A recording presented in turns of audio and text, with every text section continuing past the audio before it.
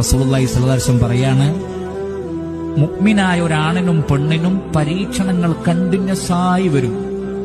ഒന്ന് ഫീ ജസദി, ശരീരത്തിൽ എന്തുമാകാം, വഫീ മാലി, സമ്പത്തിൽ, വഫീ വലദി, മക്കളെ കൊണ്ടുള്ള പരീക്ഷണം ഒക്കെ ഉണ്ടാവും. ഹത്താ യൽഖല്ലാഹ തആല, റബ്ബിനെ കണ്ടുമുട്ടുന്നത് വരെ ഇത് തുടർന്നുകൊണ്ടിരിക്കും.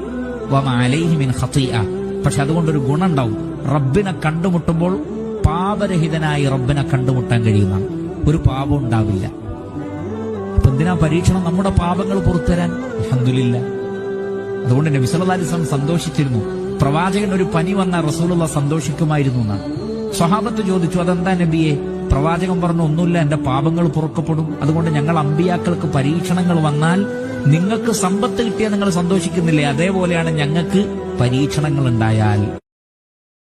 Download ShareChat.